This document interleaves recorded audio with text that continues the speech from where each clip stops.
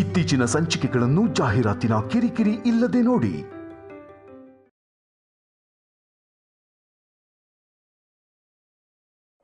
ಯಾಕೆ ಕೈ ಇಳಿಸ್ದೆ? ಹೊಡಿಯಣ್ಣ, ಪರವಾಗಿಲ್ಲ. ಸತ್ಯ ಎಲ್ರಿಗೂ ಕೋಪ ತರ್ಸತ್ತೆ. ನಿಜನ ನಿಖರವಾಗಿ ಹೇಳೋರ್ಗೆ ಯಾವಾಗ್ಲೂ ಕೆಟ್ಟೋರು ಅನ್ನೋ ಮುದ್ರೆ ಹೆಸರು ಇದ್ದೇ ಇರತ್ತೆ ಅಲ್ವಾ? ನಿನ್ನ ಮಗಳ ಬಗ್ಗೆ ಮಾತ್ರ ಅಲ್ಲ, ನನ್ ಮಗನ್ ಬಗ್ಗೆನೂ ಒಂದೇ ಒಂದು ಸಲ ಸ್ವಲ್ಪ ಯೋಚನೆ ಮಾಡೋಣ. ಆಗ ತಪ್ಪು ಕೇವಲ ನನ್ನ ಮಗಂದಲ್ಲ, ಇವ್ರೆಲ್ರದ್ದು ಅಂತ ನಿನಗೂ ಅರ್ಥ ಆಗತ್ತೆ. ಶೌರ್ಯ ದೊಡ್ಡ ಪೊಲೀಸ್ ಆಫೀಸರ್ ಅಂತ ಇಲ್ಲಿವರೆಗೂ ಎಲ್ರು ಅನ್ಕೊಂಡಿದ್ರು. ಆದ್ರೆ ನಿನ್ನ ಮಗಳ ಪುಣ್ಯದಿಂದ ಓಡ್ ಹೋಗಿರೋ ಸಂಪದನ್ ಗಂಡ ಅಂತಾರೆ ಊರಿನ ಜನರು. ಶೌರ್ಯ ಆವೇಶದಲ್ಲಿ ನನ್ನ ಮಗಳ ಕತ್ತಿಗೆ ತಾಳಿ ಕಟ್ಟಿದಾನೆ. ಆಗಿರೋ ಮದುವೆನ ಆಗಿಲ್ಲ ಅನ್ನೋದಕ್ಕಾಗಲ್ಲ. ಆ ಬ್ರಹ್ಮ ನನ್ನ ಮಗಳ ಜೀವನನ ಶೌರ್ಯನ ಜೊತೆ ಗಂಟಾಕಿದಾನೆ ಅಂತ ಅನ್ಕೊಳ್ಳೋದನ್ನ ಬಿಟ್ರೆ ಏನು ಮಾಡೋಕ್ಕಾಗಲ್ಲ. ಆಗಿರೋ ತಪ್ಪು ಯಾಕಾಗಿದೆ ಅಂತ ಯೋಚನೆ ಮಾಡಿದ್ರೆ ಎಲ್ಲ ವ್ಯರ್ಥ ಅಷ್ಟೆ. ಆಗೋದ್ರ ಬಗ್ಗೆ ಯೋಚನೆ ಮಾಡಬೇಕು. ಶೌರ್ಯ ಕಲ್ಯಾಣಿ ಇಬ್ರು ಆನಂದವಾಗಿರ್ಬೇಕು ಅನ್ನೋದೇ ನಾನು ಯಾವಾಗಲೂ ಕೇಳ್ಕೊಳ್ಳೋದು. ಶೌರ್ಯ ಅಪ್ಪ ಅಮ್ಮನ ಹೊರಗಡೆ ಕಳಿಸಿದ್ದು ಮಾತ್ರ ಕ್ಷಮಿಸಕ್ಕಾಗ್ದಿರೋ ತಪ್ಪು. ಈಗಲಾದ್ರೂ ತಪ್ಪನ್ನ ತಿದ್ಕೊಳ್ತಾನೆ ಅನ್ಕೊಂಡಿದ್ದೀನಿ.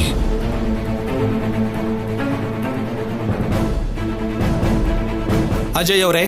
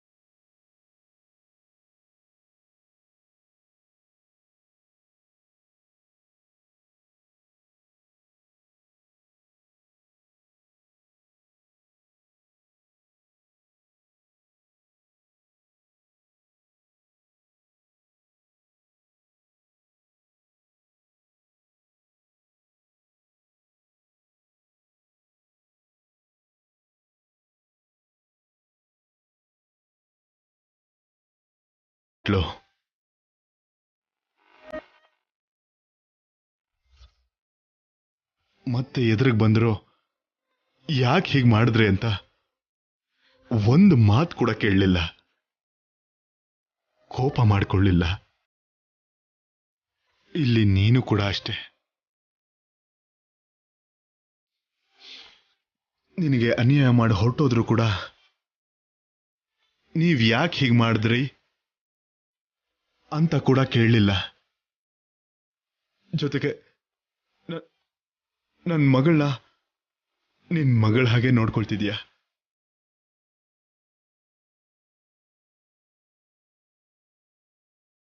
ನನ್ನ ಮಗಳ ಜೊತೆ ನೀನಿದೀಯಾ, ಇರ್ತೀಯಾ ಅನ್ನೋ ಧೈರ್ಯದಿಂದಾನೇ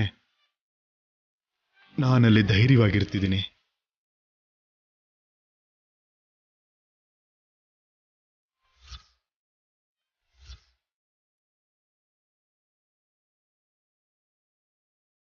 ಚಿನ್ನಿ ಅಣ್ಣ, ಅಪ್ಪ ಅಮ್ಮನಿಗೆ ದೊಡ್ಡ ಮಗ ಆದ್ರೂ ಚಿಕ್ಕ ಮಗ ಆದ್ರೂ ನೀನೆ. ಹುಷಾರಾಗಿ ನೋಡ್ಕೋ. ಸರಿ ಅಣ್ಣ, ನೀನು ಹುಷಾರು.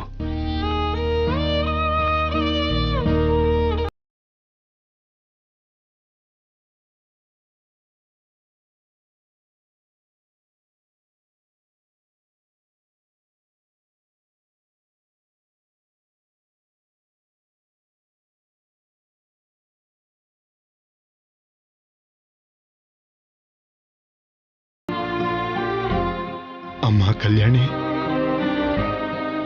ಒಂದ್ಸಾರಿ ಇಲ್ಲಿ ಬರಮ್ಮ. ಅಪ್ಪ,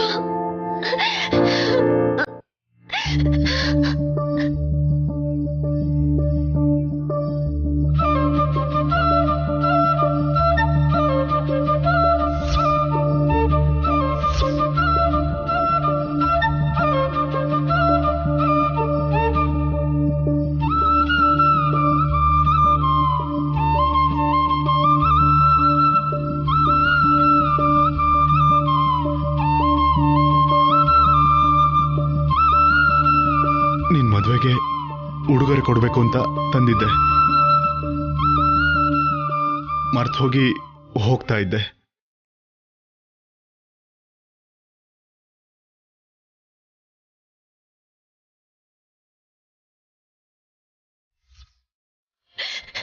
ಲವ್ ಯು ಅಪ್ಪ. ಲವ್ ಯು ಟು ನನ್ನ ಮುದ್ದು ಮಗಳೇ. ಅಪ್ಪ, ನೀನ್ ಯಾವಾಗ ಹೊರಗಡೆ ಬರ್ತೀಯ, ಯಾವಾಗ ನನ್ ಜೊತೆನೆ ಇರ್ತೀಯ ಅಪ್ಪ.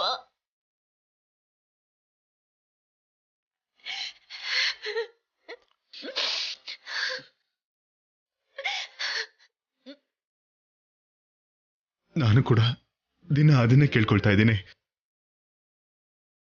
ಆ ದೇವರು ನಮ್ಮನ್ನ ಯಾವಾಗ ಸೇರಿಸ್ತಾನೋ ನೋಡ್ಬೇಕು.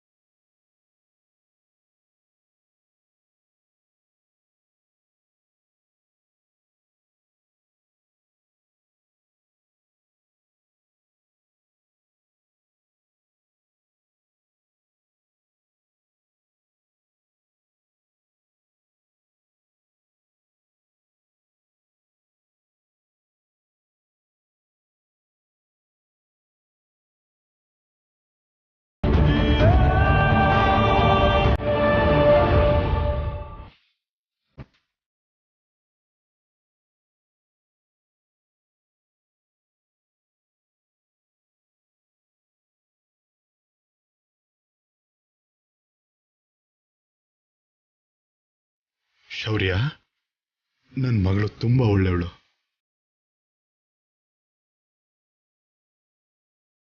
ನೋಡಿ ಅಜಯ್ ಅವರೇ, ಕಲ್ಯಾಣಿ ಈಗ ನಿಮ್ಮ ಮಗಳಲ್ಲ, ನನ್ನ ಹೆಂಡತಿ.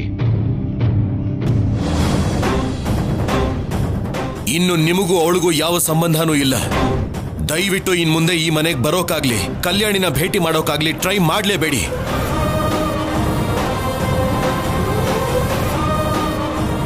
ಅದರಿಂದ ನಿಮಗೂ ನಮಗೂ ಒಳ್ಳೇದು. ಈಗ ಹೊರಡಿ.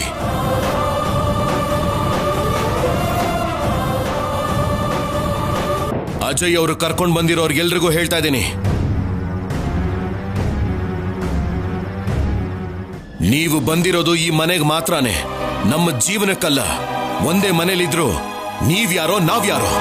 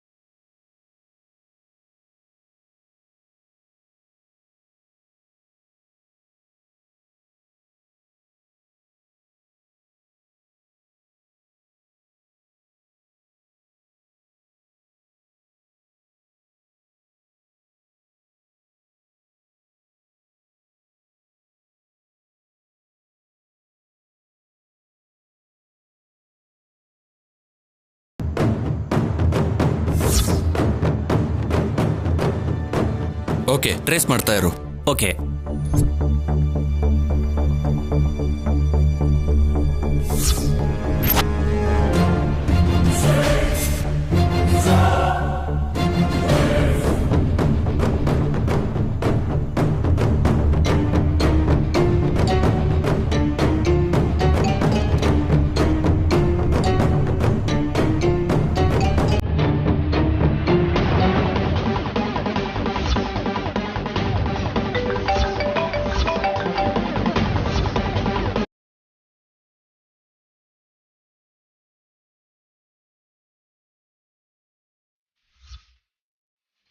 ಫೋನ್ ಸ್ವಿಚ್ ಆಫ್ ಮಾಡಿದ್ರು. ಇನ್ನು ಸ್ವಲ್ಪ ದಿನ ಈ ಫೋನ್ ಯೂಸ್ ಮಾಡದೇ ಇದ್ರೇನೆ ಬೆಟರ್. ಸ್ಯಾಮ್, ನಾನು ಮೆಡಿಕಲ್ ಶಾಪಿಗೆ ಹೋಗಿ ಮೆಡಿಸಿನ್ ತಗೊಂಬರ್ತೀನಿ. ಹಾಗೆ ಬೇರೆ ಮೊಬೈಲ್ ಕೂಡ ತಗೊಂಬರ್ತೀನಿ. ಇನ್ನು ಯಾವ ಪ್ರಾಬ್ಲಮ್ ಕೂಡ ಇರಲ್ಲ. ಬೇಗ ಬಾಸಿದ್ದು. ಬೇಗ ಬಂದ್ಬಿಡ್ತೀನಿ. ನೀನು ರೆಸ್ಟ್ ತಗೋ.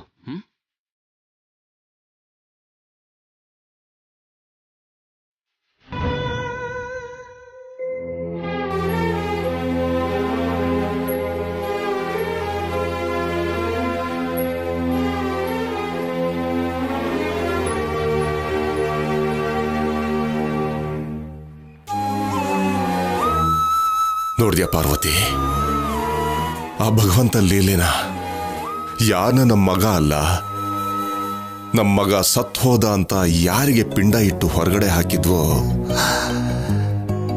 ಅವನೇ ನಮ್ಮನ್ನ ಮತ್ತೆ ಈ ಮನೆ ಕರ್ಕೊಂಡು ಬಂದಿದ್ದಾನೆ. ಅವನ ಮಾತನ್ನು ಬೇಡ ಅಂದೇನೆ ನೀನು ಕೂಡ ಈ ಮನೆಗೆ ಬರೋದಕ್ಕೆ ಒಪ್ಕೊಂಡೆ. ಸಂತೋಷ ಪಾರ್ವತಿ. ನಾನು ಅವನ್ ಕರ್ದ ಅಂತಾನೋ ಅವನ ಮೇಲಿರೋ ಪ್ರೀತಿಯಿಂದನೋ ಮನೆಗೆ ಬರ್ಲಿಲ್ಲ ರೀ. ನನ್ನ ಆತ್ಮಾಭಿಮಾನನ ಪಕ್ಕಕ್ಕಿಟ್ಟು ಬಂದಿದ್ದು ನನ್ನ ಮಗಳು ಅನುಪಮಗೆ ಅಮ್ಮ ಅನ್ನೋ ಕರೆನ ದೂರ ಮಾಡಬಾರ್ದು ಅಂತ. ಇಷ್ಟು ವರ್ಷಗಳಲ್ಲಿ ಅಮ್ಮ ನನಗದು ಬೇಕು ಇದು ಬೇಕು ಅಂತ ಅನುಪಮ ಯಾವತ್ತೂ ಕೇಳಲಿಲ್ಲ. ಮೊದಲನೇ ಸರಿ ಅವಳು ಕೇಳಿದ ಕೋರಿಕೆ ಕಲ್ಯಾಣಿಗೆ ಹತ್ರ ಆಗ್ಬೇಕು ಅಂತ. ನಾನು ಅಷ್ಟು ಮಾತ್ರ ಕೂಡ ಮಾಡಲಿಲ್ಲ ಅಂದ್ರೆ ಅಮ್ಮ ಅಂತ ಕರ್ಸ್ಕೊಳ್ಳೋ ಅರ್ಹತೆ ನನಗೆಲ್ಲಿರುತ್ತೆ ರೀ? ಅಜಯ್ ಕರ್ದ ಅಂತ ಬಂದ್ರು, ಅನುಪಮ ಕೋರ್ಕೊಂಡ್ಲು ಅಂತ ಬಂದ್ರು, ಏನೇ ಆದ್ರೂ ಸಂತೋಷನೇ ಅಲ್ವಾ? ಈ ವಯಸ್ಸಿನಲ್ಲಿ ರಕ್ತ ಸಂಬಂಧದಿಂದ ದೂರ ಇರೋದಕ್ಕಿಂತ ದೊಡ್ಡ ಶಿಕ್ಷೆ ಇನ್ನೇನಿರುತ್ತೆ ಪಾರ್ವತಿ? ಆ ಶಿಕ್ಷೆನ ನಾವು ಸಹಿಸಲ್ಲ ಅಂತಾನೆ ಮೇಲಿರೋನು ಬಂದಿರೋ ಕಷ್ಟನ ತಕ್ಷಣ ನಮಗೆ ದೂರ ಮಾಡ್ದ. ನಮ್ದೇನಿದೆ ರೀ, ವಯಸ್ಸು ಜಾಸ್ತಿ ಆಗೋಗಿದೆ. ನಾವು ಹಂಚಿರೋ ರಕ್ತ ನಮ್ ಕಣ್ಮುಂದೆನೆ ಬೆಳೀತಾ ಇದ್ರೆ ಅವರು ನೋಡ್ತಾ ಖುಷಿ ಪಡೋದ್ ಬಿಟ್ರೆ, ಇವಾಗ ನನ್ನ ಯೋಚನೆ ಎಲ್ಲ ಕಲ್ಯಾಣಿ ಬಗ್ಗೆನೇ ರೀ. ಪಾಪ ಅವಳೇ ಚಿಕ್ಕ ಹುಡುಗಿ, ಅವಳ ಕೈಯಲ್ಲಿ ಹಸುಗೂಸು. ಅನುಪಮನ್ ತರನೇ 9 ತಿಂಗಳು ಹೊತ್ತು ಹೆರ್ದೆ ಹೋದ್ರು. ಇನ್ನೊಂದು ಮಗುಗೆ ತಾಯಿ ಆಗಿದ್ದಾಳೆ ರೀ ಇವಾಗ. ಪಾಪ ಅವಳಿಗೆ ಲಾಲಿಸೋದಕ್ಕೂ ಗೊತ್ತಿಲ್ಲ, ಲಾಲಿ ಹಾಡು ಹಾಡೋದಕ್ಕೂ ಗೊತ್ತಿಲ್ಲ. ಆ ಮಗು ಜೊತೆಗೆ ಹೇಗ್ ಜೀವನ ಸಾಗಿಸ್ತಾಳೋ ಅಂತ ಭಯ ಆಗ್ತಿದೆ ರೀ. ಅಷ್ಟಕ್ಕೂ ಈ ಶೌರ್ಯ ನಮ್ಮ ಮೇಲೆ, ಕಲ್ಯಾಣಿ ಮೇಲೆ ಕೋಪದಲ್ಲಿದ್ದಾನೆ. ಅವನು ನಮ್ಮನ್ನೇ ಹೆಸರು ಹಿಡಿದು ಕರೆಯೋಷ್ಟು ದೊಡ್ಡವನಾಗ್ಬಿಟ್ಟಿದ್ದಾನೆ. ಅವನ ಕೋಪನ ನಾವು ತಡ್ಕೊಳಕ್ಕಾಗಲ್ಲ ರೀ. ಎಲ್ಲ ಸರಿ ಹೋಗುತ್ತೆ ಪಾರ್ವತಿ. ನೀನ್ ಹೀಗೆ ಬೇಜಾರು ಮಾಡ್ಕೊಂಡ್ರೆ ಅನುಪಮ ಸಹಿಸ್ಕೋತಾಳ? ಅನುಪಮ ನಿನ್ ಮಾತನ್ನು ಕೇಳಿದ್ರೇನೆ ಭಯ ಪಡ್ತಾಳೆ. ಅನುಪಮ ಹತ್ರ ಈ ವಿಷಯದ ಬಗ್ಗೆ ಹೆಚ್ಚು ಪ್ರಸ್ತಾಪ ಮಾಡಬೇಡ. ಇಲ್ಲ ರೀ, ಅನುಪಮನ್ ಮುಂದೆ ನಾನೇನು ಮಾತಾಡಲ್ಲ. ನಾನು ಯಾವ ಜನ್ಮದಲ್ಲಿ ಏನು ಪುಣ್ಯ ಮಾಡಿದ್ನೋ ಏನೋ, ಅದಕ್ಕೆ ನೀವು ನನಗೆ ಅಪ್ಪ ಅಮ್ಮನಾಗಿ ಸಿಕ್ಕಿದ್ರಿ. ಅಮ್ಮ, ಅಪ್ಪ, ಅಮ್ಮ, ನಾನು ಅಡಿಗೆ ರೆಡಿ ಮಾಡಿದ್ದೀನಿ, ಊಟ ಮಾಡೋರಂತೆ ಬನ್ನಿ. ಸರಿನಮ್ಮ, ಎಲ್ರನ್ನು ಕರ್ದಿಯಾ? ಹಾ, ಎಲ್ರನ್ನೂ ಕರ್ದೆಮ್ಮ. ಹಾ.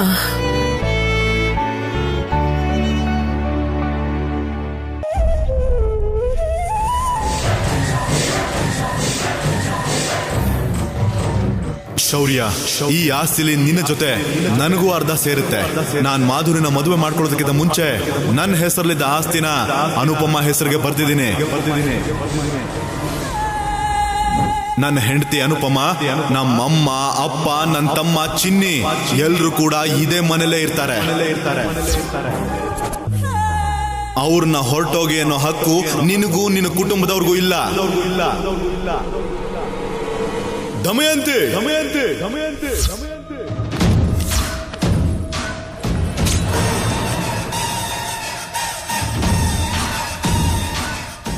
ದಮಯಂತಿಗೆ ಅತ್ತೆಯವರು ಮತ್ತೆ ಮನೆಗೆ ವಾಪಸ್ ಬರೋದು ಜೀರ್ಣಿಸ್ಕೊಳಕ್ಕಾಗ್ತಾ ಇಲ್ಲ ಅನ್ಸುತ್ತೆ. ಮುಖನ ಗಂಟು ಹಾಕೊಂಡು ಕೂತಿದ್ದಾಳೆ.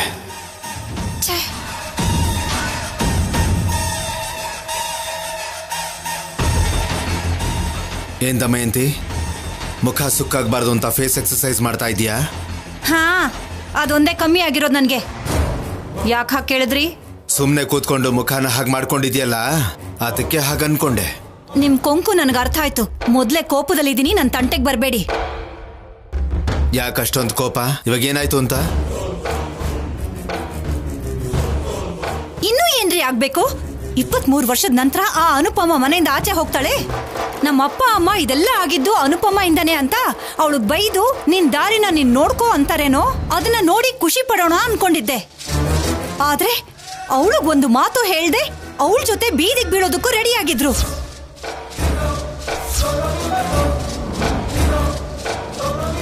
ಹೋಗ್ಲಿ ಬಿಡು, ಹೋದ್ರೆ ಹೋಗ್ಲಿ. ಇಡೀ ಮನೆ ನಂದಾಯ್ತು, ಈ ಮನೆ ಅಧಿಕಾರನೂ ನಂದಾಯ್ತು ಅಂತ ಸಂತೋಷ ಪಡೋ ಹೊತ್ತಿಗೆ ನಮ್ಮಣ್ಣ ಅಜಯ್ ಜೈಲಿಂದ ಹೊರಗಡೆ ಬಂದು ಬೀದಿಲ್ ಬಿದ್ದು ಕತ್ಲಾಗ್ತಾ ಇರೋರ್ ಬದುಕಲ್ಲಿ ಬೆಳಕನ್ ತಂದ.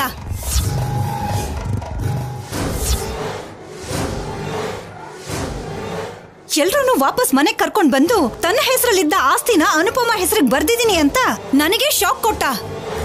ಛೇ, ಇದಕ್ಕಿಂತ ಒಳ್ಳೆ ಚಾನ್ಸ್ ಮತ್ತೆ ಮತ್ತೆ ಬರತ್ತಾ? ಬರಲ್ಲ. ಈ ಜನ್ಮದಲ್ಲಿ ನಿನಗೆ ಬುದ್ಧಿ ಬರಲ್ಲ. ಬುದ್ಧ ಕೂತ್ಕೊಂಡಿದ್ದ ಬೋಧಿ ವೃಕ್ಷ ಕೂಡ ನಿನ್ನ ಮನಸ್ಸನ್ನ, ಆಲೋಚನೆಯನ್ನ ಬದಲಾಯಿಸಕ್ಕಾಗಲ್ಲ. ಏನೋ ಅಂದ್ರೆ? ದಮಯಂತಿ, ನಿನಗೆ ಅನುಪಮ ಅಂದ್ರೆ ಕೋಪ ಯಾಕೆ?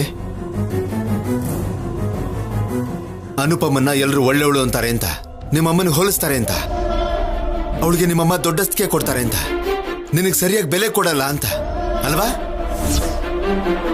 ನೀನು ಅನುಪಮ ಮೇಲೆ ಜಿತ್ ಸಾಧಿಸಬೇಕು ಅಂತ ಇದೆಯಾ? ಆದ್ರೆ ಪ್ರಯತ್ನದಲ್ಲಿ ನಿಮ್ಮಪ್ಪ, ಅಮ್ಮ, ತಮ್ಮ, ಮಕ್ಕಳು ಸಫರ್ ಆಗ್ತಿದ್ದಾರೆ. ನಿನ್ನ ಯೋಚನೆನ ಬದಲಾಯಿಸ್ಕೊ. ಒಳ್ಳೆ ಮನಸ್ಸಿಂದ ನೋಡಿದ್ರೆ ಎಲ್ಲರೂ ಒಳ್ಳೆಯವ್ರ ಥರನೇ ಕಾಣಿಸ್ತಾರೆ. ನಮ್ಮಮ್ಮ ಕಷ್ಟಪಟ್ರೆ ನನ್ಗೇನ್ ಕರುಣೆ ಬರಲ್ಲ, ಅನುಭವಿಸ್ಲೇಬೇಕು. ಯಾಕಂದ್ರೆ 23 ವರ್ಷದಿಂದ ಅನುಪಮನ ತಲೆ ಮೇಲೆ ಇಟ್ಕೊಂಡಿದಾರಲ್ಲ, ಅದಕ್ಕೆ.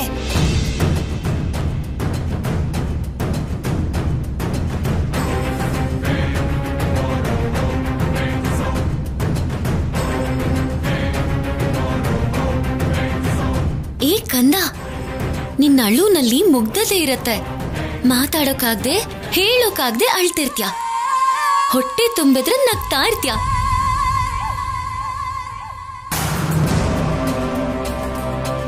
ಆದ್ರೆ ಕೆಲವು ಜನ ಇರ್ತಾರೆ, ಸುತ್ತಮುತ್ತ ಇರೋರೆಲ್ಲ ಅಳ್ತಾ ಇದ್ರು ಇವ್ರು ನಗ್ತಾ ಇರ್ತಾರೆ. ಸಂತೋಷವಾಗಿದ್ರೆ ಇವ್ರಿಗೆ ಅಳು ಬರತ್ತೆ. ಯಾಕ್ ಬೇಕಂದ ಇವ್ರಿಗಿಂತ ಬದುಕು?